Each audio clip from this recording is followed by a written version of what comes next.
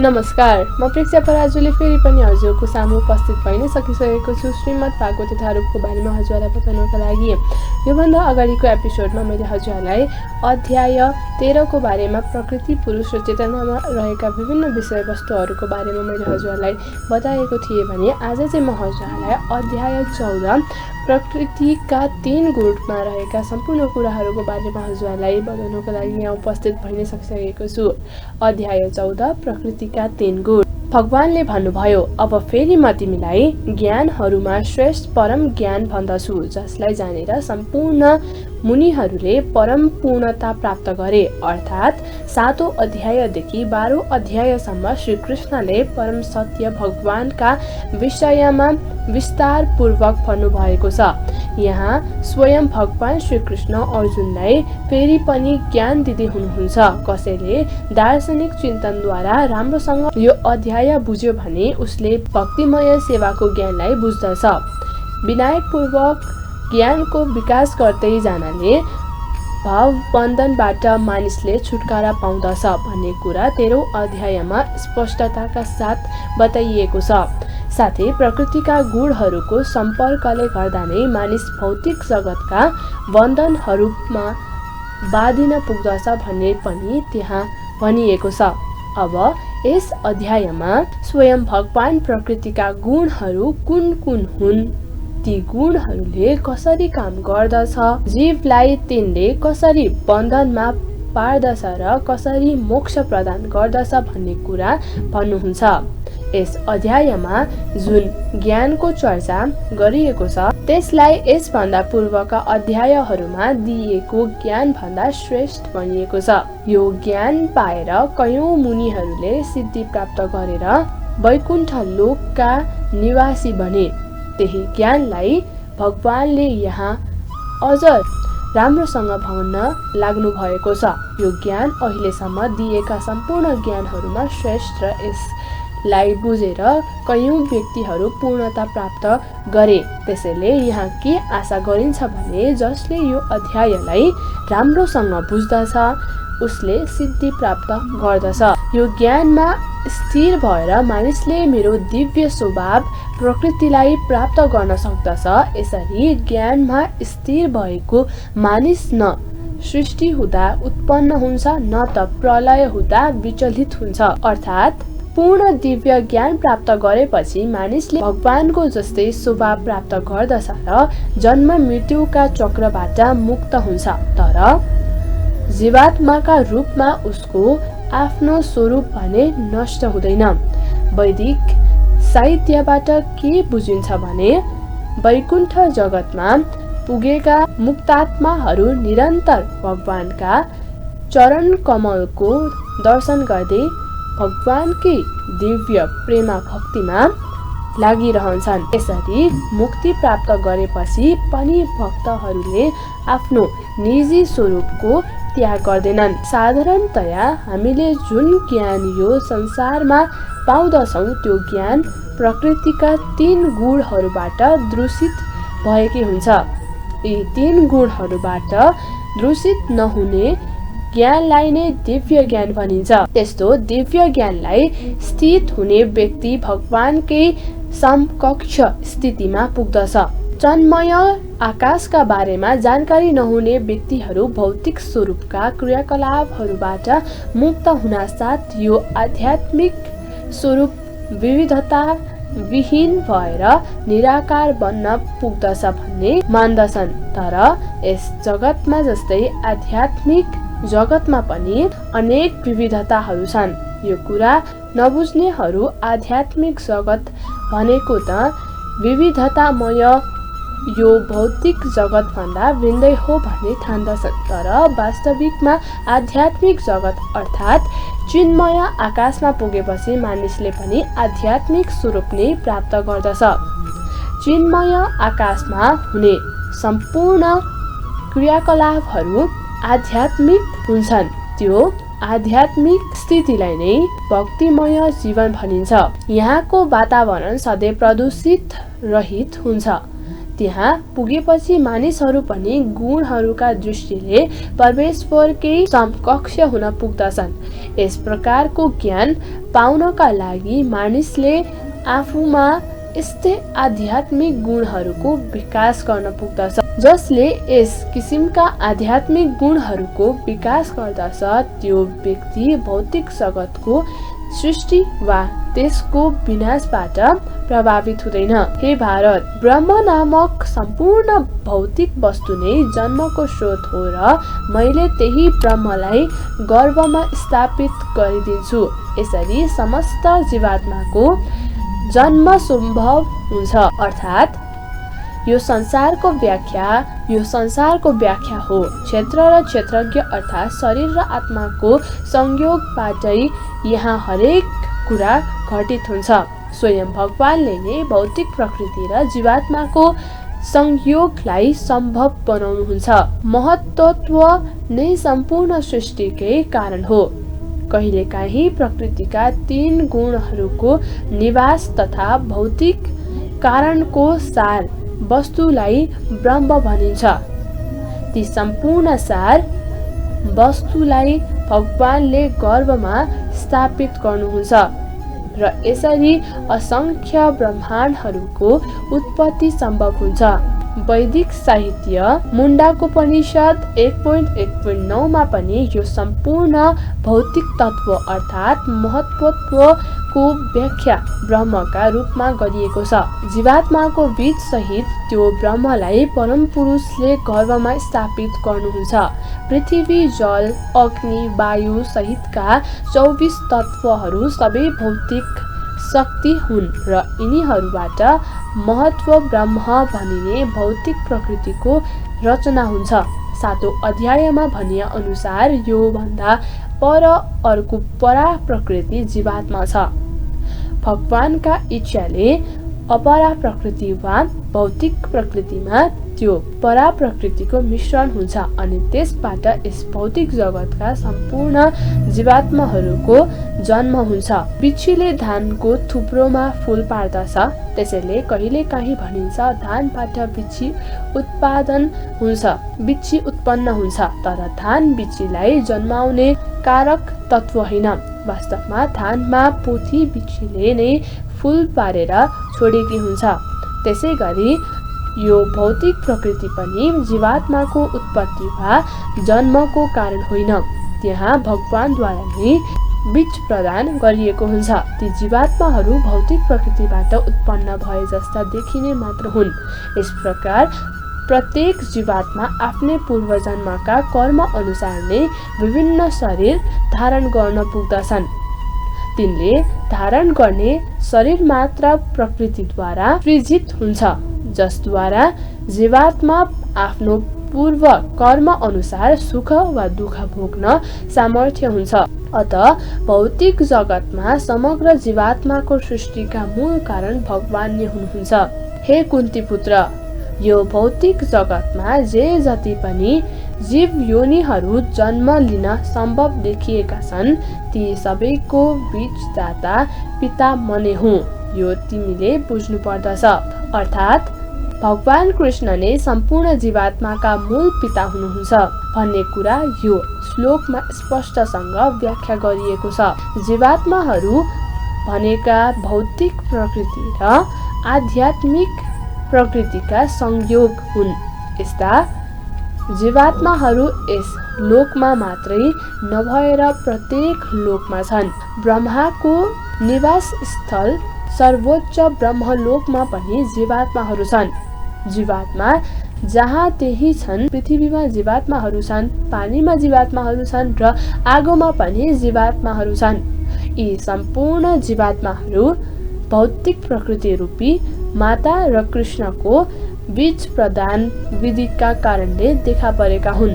यसको अर्थात् के हो भने भौतिक जगतले सम्पूर्ण जीवात्मालाई आफ्नो गर्भमा लिएको छ, जो आफ्ना आफ्ना पूर्व कर्म अनुसार सृष्टिको समयमा विभिन्न स्वरूपमा प्रकट हुन्छन्। हे महाबाहु अर्जुन, भौतिक प्रकृति सत्व, रज र तम यी 3 गुणको युक्त छ।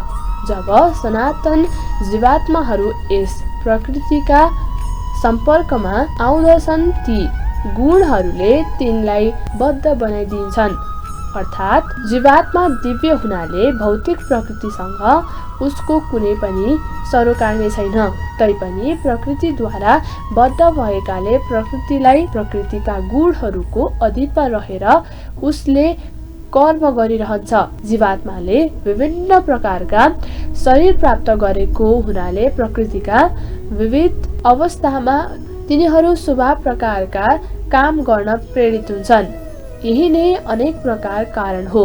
हे निष्पाप अर्जुन, सत्वगुण अन्य गुणहरू भन्दा प्रकाशमय छ र यसले समस्त पाप कर्महरूबाट अनि यस गुणमा अवस्थित व्यक्ति सुख र दुःख अर्थात् प्रकृतिबद्ध जीवात्माहरू कयौं प्रकार कोही अत्यन्त क्रियाशील छन् र कोही असबद्ध अवस्थामा कारणले यी सम्पूर्ण प्रकार जीवात्माहरू कसरी विभिन्न प्रकारले भगवत गीताको यस अध्यायमा गरिएको सम्बन्धमा विचार गरिएको छ।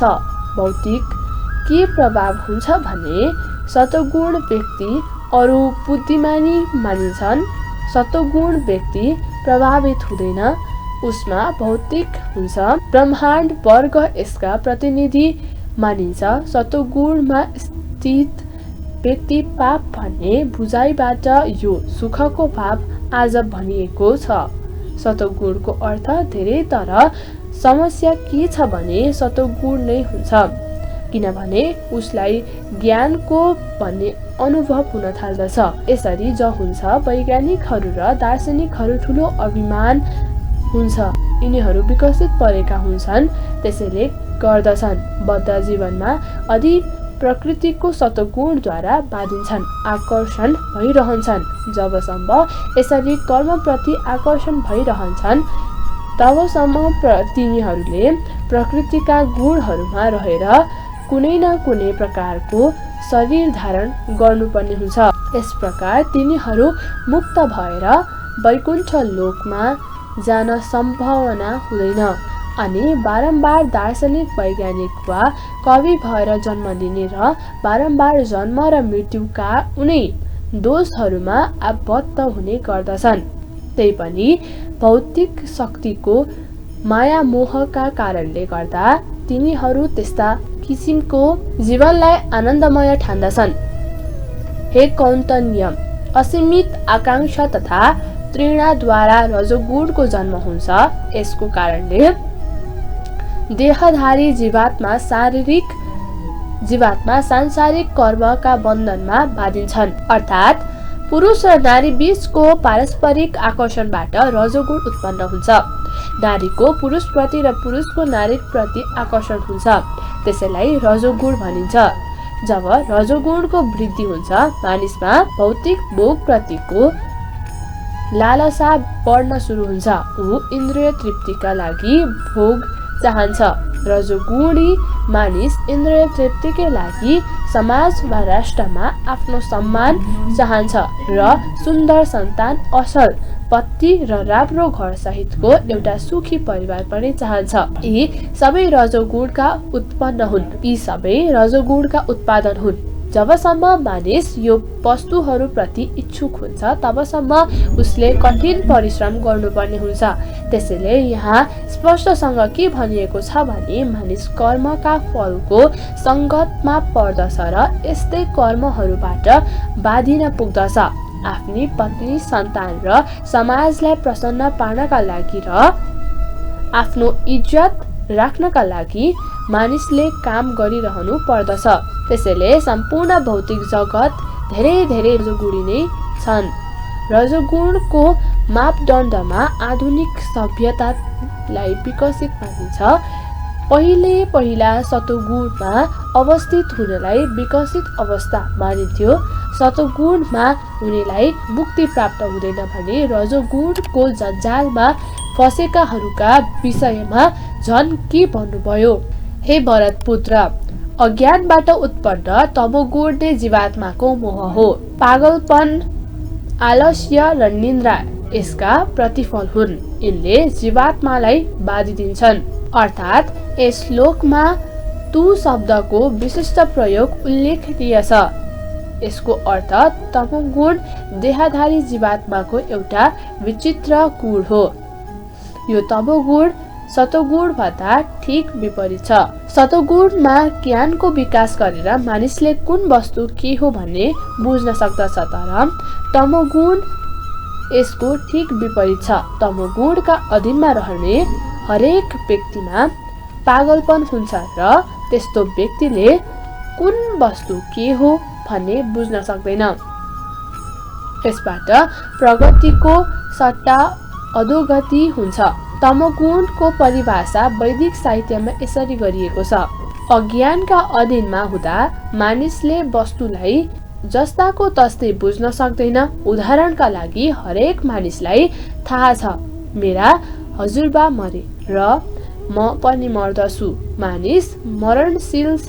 मैले जन्मिएका छोराछोरी पनि मर्नेछन्। मृत्यु अवश्य भावी छ।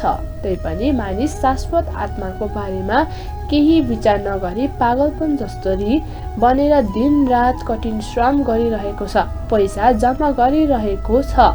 यो पागलपन हो। यही पागलपनले गर्दा नै तिनीहरू आध्यात्मिक ज्ञानमा अगाडि बढ्ने विषयमा अत्यन्त अनिच्छुक हुन्छन्। यस्ता मानिसहरू धेरै अल्छी पनि हुन्छन्। उनीहरूलाई आध्यात्मिक सत्सङ्गका लागि निमन्त्रण गर्दा पनि यसप्रति त्यति रुचि राख्दैनन्। तिनीहरू रजोगुणी व्यक्तिहरू जतिको सक्रिय पनि हुँदैनन्। तमोगुणलाई लिप्त भएको व्यक्तिको अर्को लक्षण हो धेरै सुत्नु। यस्ता मानिसहरू आवश्यकता भन्दा बढी सुत्दछन्। मानिसलाई 6 घण्टा सुत्नु पर्याप्त छ। तैपनि तमोगुणी व्यक्तिहरू दिनमा कम्तीमा 10-12 घण्टा सुत्दछन्। यस्ता मानिसहरू सधैँ उदास देखिन्छन् र नशा तथा निन्द्राका व्यसनी हुन्छन्। यी सबै तमोगुणले ग्रस्त भएका मानिसहरूका लक्षणहरू हुन्। हे भरतपुत्र, सतोगुणले मानिसलाई सुखमा आबद्ध गरिदिन्छ भने रजोगुणले सकाम कर्ममा बद्ध गराउँदछ र तमोगुणले ज्ञानलाई ढाकेर मानिसलाई पागलपन प्रति आबद्ध गराउँदछ। अर्थात् एउटा सतोगुण व्यक्ति आफ्ना कर्म र बौद्धिक वृद्धिद्वारा त्यसरी नै सन्तुष्ट रहन्छ जसरी एउटा दार्शनिक वैज्ञानिक शिक्षक आफ्ना ज्ञानका विशिष्ट क्षेत्रमा संलग्न रहेर सन्तुष्ट हुन्छन्। रजोगुणी व्यक्ति सकाम कर्ममा संलग्न रहन्छ र यथाशय धन कमाएर असल कार्यमा खर्च गर्दछ। यस्ता मानिसले कहिले अस्पताल खोल्ने, कहिले धार्मिक सङ्घ संस्थालाई दान दिने इत्यादि गर्दछन्। यी रजोगुणी व्यक्तिका लक्षणहरू हुन्। तमोगुणले ज्ञानलाई ढाकिदिन्छ। तमोगुणमा रहेर मानिसले जे काम गर्दछ त्यसबाट न उसको कल्याण हुन्छ न अरूको हित नै हुन्छ।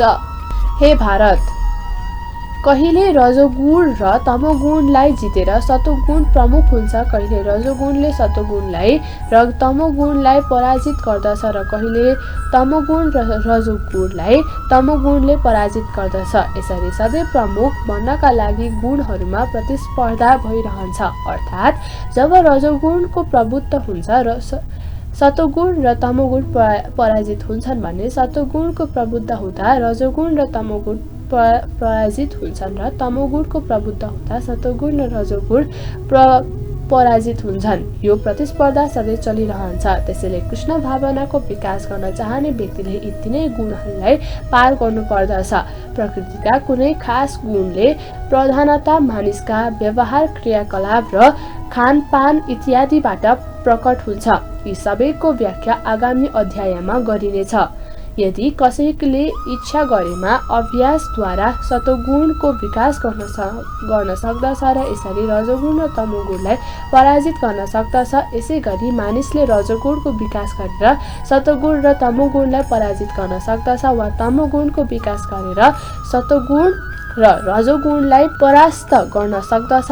प्रकृतिमा यी 3 गुणहरू छन्। तैपनि यदि कसैले संकल्पवान छ भने उसले सतोगुणको आशीर्वादद्वारा सतोगुणलाई पार गर्दै शुद्ध सत्व अवस्थामा अवस्थित हुन सक्दछ, जसलाई वासुदेव अवस्था भनिन्छ। यो अवस्थामा रहेर मानिसले ईश्वरको विज्ञानलाई बुझ्न सक्दछ। व्यक्तिका निजी क्रियाकलापहरूद्वारा ऊ कुन गुणमा अवस्थित छ भन्ने कुरा बुझ्न सकिन्छ।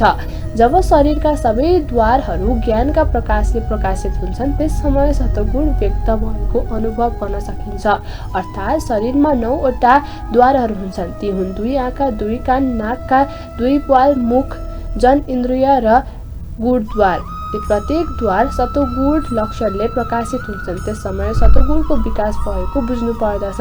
सतोगुणमा मानिसले वस्तु त्यसको ठिक अवस्थामा देख्न सक्दछ, वस्तुलाई ठिक ढङ्गले सुन्न सक्दछ र ठिक अवस्थामा वस्तुलाई स्वाद लिन सक्दछ। सतोगुणमा अवस्थित हुँदा मानिसले बाह्य तथा आन्तरिक रूपमा शुद्ध हुन पुग्दछ। प्रत्येक द्वारमा सुखका लक्षणहरू विकसित हुन्छन्। यही नै सतोगुणको स्थिति हो। हे भरतवंशी प्रमुख, रजोगुणको वृद्धि हुँदा अत्यन्त आसक्ति, सकाम कर्म, तीव्र प्रयत्न, अनियन्त्रित चाहना र आकांक्षा वृद्धिको लक्षणहरू देखा पर्दछ। अर्थात् रजोगुण व्यक्ति आफूले पहिलेदेखि नै प्राप्त गरेका अवस्थाबाट कहिले सन्तुष्ट हुँदैन। ऊ आफ्नो अवस्थालाई अझ उत्पन्न गराउन लालायित भइरहेको हुन्छ। यदि उसले घर बनाउने लाग्यो भने मानव त्यो घरमा ऊ नित्य बसिरहन पाउँदछ भने जस्तै गरी त्यसमा सके महल जस्तो बनाएर प्रयत्न गर्दछ। उनले इन्द्रिय तृप्तिलाई ठुला इच्छा आकांक्षा बढाइरहन्छ। इन्द्रिय तृप्तिको कुनै अन्त्य नै छैन। ऊ सधैँ आफ्ना परिवारसँग आफ्नो घर निवास गर्न चाहन्छ र इन्द्रिय तृप्तिका प्रक्रियाहरूबाट निरन्तरता दिइरहन चाहन्छ। यसको कुनै अन्त्य नै छैन। यी सम्पूर्ण लक्षणहरूलाई रजोगुणका विशेषताका रूपमा बुझ्नु पर्दछ। हे पुरुनन्दन, तमोगुणको वृद्धि हुँदा अन्धकार, जडता, उन्मत्तता र मोहभ्रम जस्ता कुराहरू प्रकट हुन्छन्। अर्थात् जहाँ प्रकाश हुँदैन त्यहाँ ज्ञानको उपस्थिति हुँदैन। तमोगुणी मानिस कुनै विधि नियम अनुरूप काम गर्दैनन्। ऊ बिना उद्देश्य मनोमानी किसिमले काम गर्न चाहन्छन्। आफूले काम गर्ने क्षमता हुँदाहुँदै पनि ऊ कुनै प्रयत्न नै गर्दैन।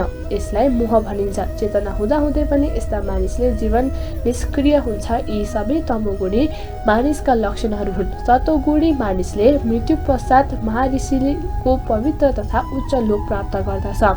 अर्थात् सतोगुणी व्यक्तिले मृत्यु पश्चात ब्रह्मलोक वा जनलोक जस्ता उच्च स्तरीय लोक प्राप्त गर्दछ र त्यहाँ उसले दैवी सुखको उपभोग गर्दछ। यहाँ प्रयुक्त अम्बाल जस्तो शब्द महत्त्वपूर्ण छ। यसको अर्थ रजोगुण र तमोगुणका मुक्त भन्ने हो। भौतिक जगतमा अपवित्रता हुन्छ, तर सतोगुण यस संसारको सबभन्दा शुद्धतम अस्तित्वको रूप हो। विभिन्न प्रकारका जीवात्माहरूका निमित्त विभिन्न प्रकारका लोकहरू छन्। सतोगुणमा रहँदा जसको मृत्यु हुन्छ त्यसले महर्षि तथा महान भक्तले निवास गर्ने उच्च लोक प्राप्त गर्दछ। रजोगुणमा मानिसले शरीर त्याग गरेपछि सकाम कर्मीहरूका बीचमा जन्म लिन्छ भने तमोगुणमा शरीर त्याग गर्नेले पशु जगतमा जन्म पाउँदछ। अर्थात् केही मानिसहरूमा कस्तो प्रभाव परेको छ भने आत्मा एकपटक मानव जीवनको स्तरमा पुगिसकेपछि त्यो फेरि कहिले पनि तल्लो योनिमा झर्दैन। यो कुरा सत्य होइन। यस श्लोकका अनुसार यदि कसैमा तमोगुणको विकास भएको छ भने उसको मृत्युपछि ऊ पशु योनिमा झर्दछ। त्यहाँबाट पूर्ण मानव जीवनमा आउनका लागि उसले फेरि क्रमिक रूपमा विकास गर्दै आफूलाई माथि उठाउनु पर्दछ। त्यसैले मनुष्य जीवनका बारेमा गम्भीर चिन्तन गर्नेलाई सतोगुणीलाई अपनाउनु पर्दछ र सत्सङ्गमा रहेर प्रकृतिका गुणहरूलाई पार गर्दै कृष्ण भावनामा स्थित रहनु पर्छ। यो नै मनुष्य जीवनको उद्देश्य हो। अन्यथा मानिसले फेरि नै मनुष्य योनिमै जन्म पाउँदछ भन्ने कुराको कुनै निश्चयता नै छैन। पुण्य कर्मको फल शुद्ध हुन्छ र त्यसमा सतोगुण भनिन्छ। रजोगुणमा गएका कर्मको फल दुःखदमयी हुन्छ र तमोगुणमा सम्पन्न गरिएको कर्म नै फलको मूर्खतापूर्ण हुन्छ।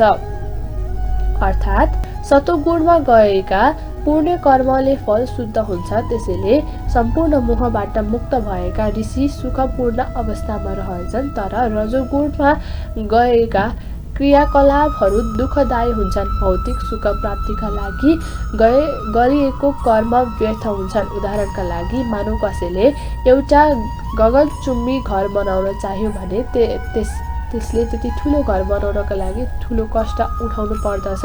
लगानीकर्ताले त्यसका लागि त्यति धेरै पैसा आर्जन गर्न प्रशस्त दुःख गर्नु पर्दछ र घर बनाउन नियुक्त गरिएका मजदुरहरूले पनि त्यति नै ठुलो शारीरिक श्रम लगाउनु पर्दछ। यसरी त्यहाँ दुःखै दुःख छ। त्यसैले भगवत गीतामा भनिएको छ, रजोगुणमा रहेर सम्पन्न गरिने कुनै पनि काममा निश्चय नै ठुलो कष्ट उठाउनु पर्दछ। त्यसबाट थोरै मात्र तथाकथित मानसिक सुख प्राप्त हुन सक्दछ। मसँग यो घर छ, यति सम्पत्ति छ इत्यादि, तर यो वास्तविक सुख होइन। जहाँसम्म तमोगुणको सम्बन्ध छ, यसमा कर्म गर्ने कर्ता ज्ञानविहीन हुन्छ। त्यसैले उसका सबै क्रियाकलापले अन्त्यमा दुःखलाई नै उपस्थित गराउँदछ र पछि ऊ पशु जीवनतिर ढकिलिन्छ। माया शक्तिका अधीनमा रहने हुनाले पशुहरूले त्यो बुझ्दैनन् तापनि पशु जीवन सर्वदा दुःखमय नै हुन्छ। निरह पशुहरूको वध गर्ने काम पनि तमोगुणकै कारणले हुने गर्दछ। मारिने पशुले भविष्यमा उपयुक्त शरीर प्राप्त गर्दछ र हामीलाई नै मार्दछ भन्ने कुरा ती पशुवध गर्नेहरूले बुझेका हुँदैनन्। यो प्रकृतिको कानुन हो। मानव समाजमा यदि कसैले मानिसको हत्या गर्यो भने त्यसले प्राणदण्ड पाउँदछ। यो राज्यको कानुन हो। अज्ञानले गर्दा मानिसहरू परमेश्वरद्वारा नियन्त्रित वा शासित एउटा परिपूर्ण राज्य छ भन्ने देख्दैनन्। आज मैले हजुरहरूलाई अध्याय 14 प्रकृतिका 3 गुणमा रहेका विभिन्न विषयवस्तुहरूको बारेमा बताए र बाँकी विषयवस्तुहरूको बारेमा हजुरहरूलाई अर्को एपिसोडमा बताउने बाचाको साथमा म प्रेक्षा पराजुले हजुरहरूको माझमा बिदा हुन चाहन्छु है त।